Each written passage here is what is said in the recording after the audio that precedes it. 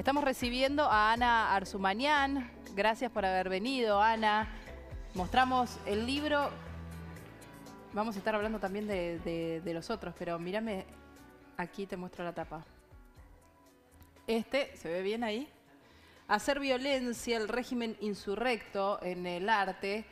Un libro que habla sobre la poesía como una forma de refugiarse en medio de una situación de violencia extrema como la que puede ser un genocidio. Gracias, Ana, por haber venido, obviamente con Susana. Gracias. Buen día. ¿Cómo estás? Bien, ¿Bien? muy bien, por suerte. Gracias. A ver, describinos vos, a ver si hablamos, porque tenés otros libros escritos sobre el genocidio armenio, libros en los que hablas de la situación en Irak y demás.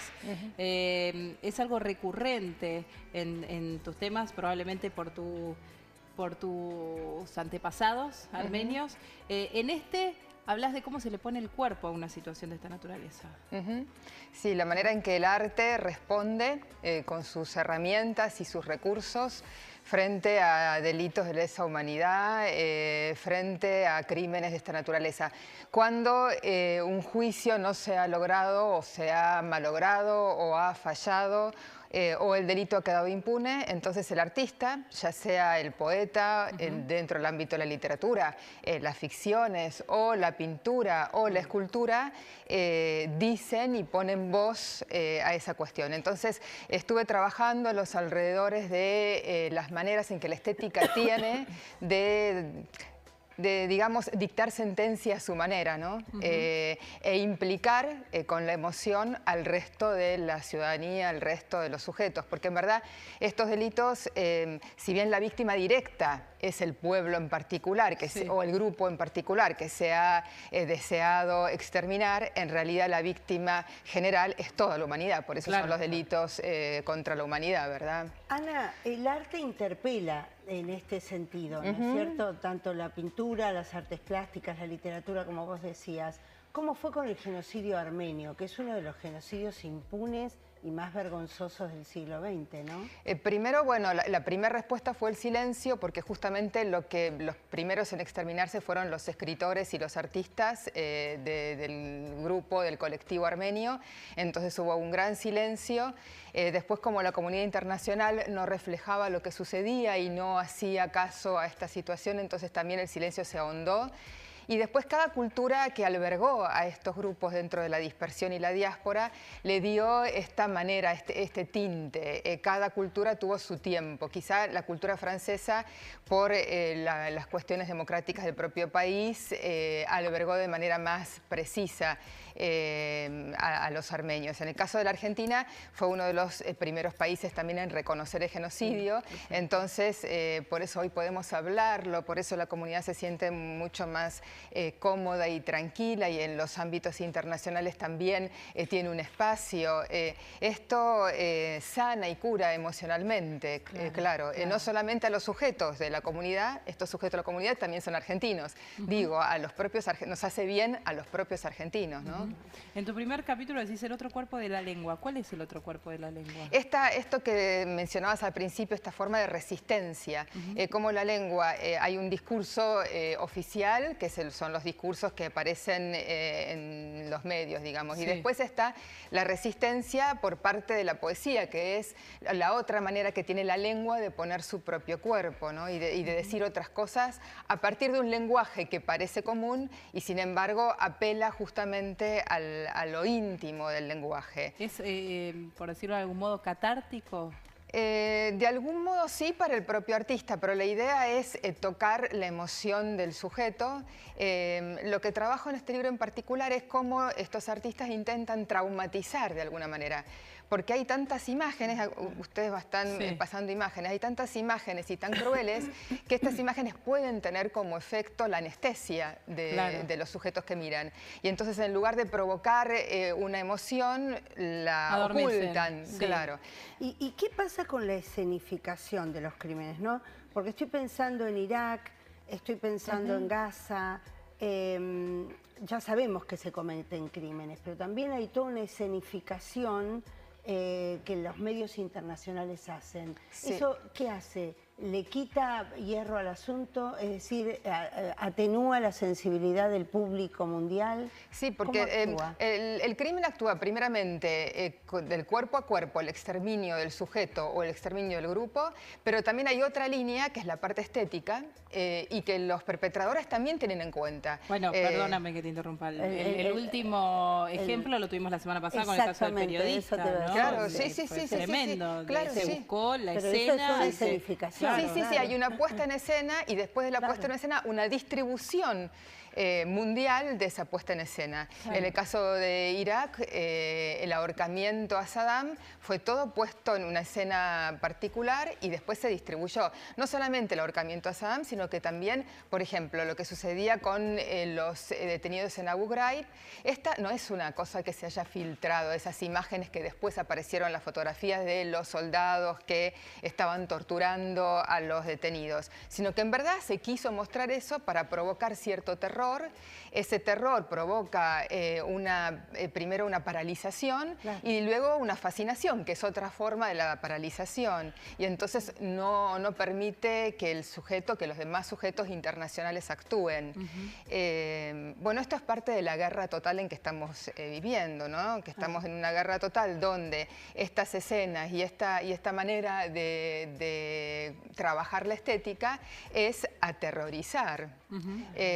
Lo que trata el artista es, bueno, tomar esto, tener en cuenta esto y mostrarle a la comunidad estos datos del terror, ¿no? Para que lo sientan en sus propios cuerpos. Y ahora, ¿qué genera más empatía de aquel que, como nosotros, estamos lejos, más allá de por las imágenes, de esa parte del mundo? Y uno dice, ay, bueno, a ver, más allá de sentir dolor por lo que allá ocurre, dice, bueno, por suerte estamos lejos. Muchos tendremos en nuestros antepasados orígenes en estos países que sufren esta violencia extrema, pero ¿qué genera más empatía en el que está lejos? ¿La imagen o la poesía? La poesía como imagen, porque también habría que trabajar la imagen verbal en la lengua. Pero también imágenes que trabajan los pintores, es decir, yo creo que el arte tiene una manera muy particular, la materia, los colores, las texturas, que provoca por un lado una identificación. Esto es muy importante, por eso que las imágenes crudas son rechazadas, porque no provocan identificación.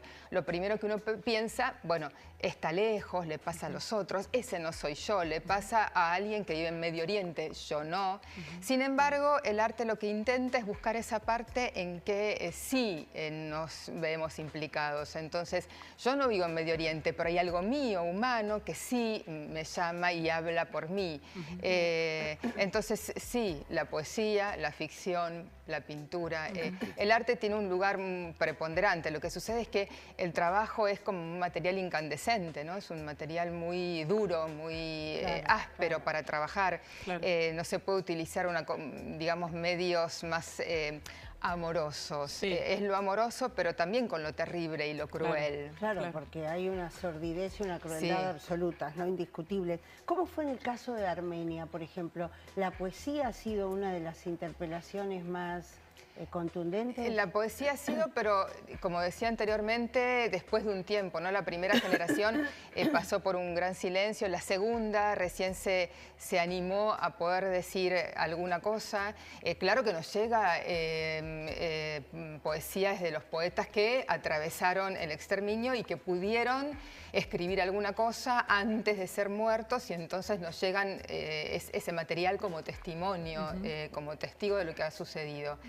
Y después la tercera generación, que es en la que yo estoy, que tenemos un espacio de mucha más libertad y de mucha más tranquilidad internacional para poder decirla, porque hay un interlocutor que ya está dispuesto a escuchar. Claro. ¿Cuál es la inspiración del artista en este caso? Lo que ve, lo que le llega a través de estos medios audiovisuales que lee... digo, porque antes de plasmarlo en algo que tal vez llega más o toca más la fibra íntima de aquel que está lejos, tal vez tuvo contacto con Sí, claro. tipo de imágenes que decimos en general se rechazan. Sí, claro. Bueno, cada artista tendrá su manera, pero en general la gente dice, pero ¿cómo uno se pasa mirando semejante cosa? ¿O por qué se pone atención a estos hechos tan particulares que son tan dolorosos? Bueno, el artista va justamente ahí. Parece hasta, entre comillas, perverso, pero bueno, es la manera que tiene de tomar en contacto muy íntimo, porque hay que entrar a la intimidad. La cuestión es esa, ¿no? Es quebrar esa imagen que parece radical, que pasa en otro sitio, a otra persona absolutamente diferente de mí, y entonces tomar lo íntimo de aquello y entrar por esa huella, digamos. Y en eso de decir, bueno, le pasa a una mujer tal, que podría tener tal nombre, que podría tener mi edad, que podría tener hijos como tengo yo, y que vive en este momento en tal sitio. Pero el artista se encuentra inspirado porque toma contacto con esas personas que sufren eso, porque tiene que ver con sus raíces, porque... Con imágenes, con lo que aparece en los medios, con frases, con colores, y que también obviamente tocan algo de la personalidad y de la propia historia, claro. Ahora, eso parece necesario, ¿no? Y en todos los tiempos hay una reacción del arte, pero no hemos aprendido nada, porque uno ve lo que está ocurriendo en Gaza, en Siria, lo que decía Nuria, el periodista que fue decapitado, cómo se trabaja profundamente sobre el genocidio para evitarlo. Sí, yo formo parte de una asociación internacional que tenemos puesto la mira en la prevención y que últimamente los trabajos son alrededor de la prevención. Pero cuando aparecen estas cosas, sobre todo ahora últimamente que está todo tan en carne viva, uno siente una gran impotencia porque tantos trabajos, tanto esfuerzo, tantos encuentros por todo el mundo, universidades de todo el mundo y papers en todo el mundo para que esto siga sucediendo. Inevitablemente lo violento seguirá. Esto es como una casi resignación. La cuestión es... Tiene que ver con el hombre. Con la naturaleza. Es tremendo. Tremendo. La cuestión es recortar cada vez más lo que se pueda y estar atentos y alertar al otro. Y quizá, en el fondo, finalmente, lo único que quede sería acompañar. ¿no? Acompañar, decir al otro, bueno, al otro sirio que está en los campos de refugio, no están solos, desde aquí hay alguien, hay seres que los acompañan de alguna manera, no solamente por la cuestión material, obviamente de darles alimento y agua, sino con el afecto, ¿no? Con lo emocional. Claro, sí. Ana Usurmayán, gracias por haber venido. Muchas Volvemos a mostrar el a libro, tiene que ver con esto que mencionamos, cómo se habla más allá de lo que se ve, digamos, cuál es el lenguaje que se puede interpretar a través del arte. Hacer violencia, el régimen insurrecto en el arte. Gracias por haber venido. Muchísimas gracias.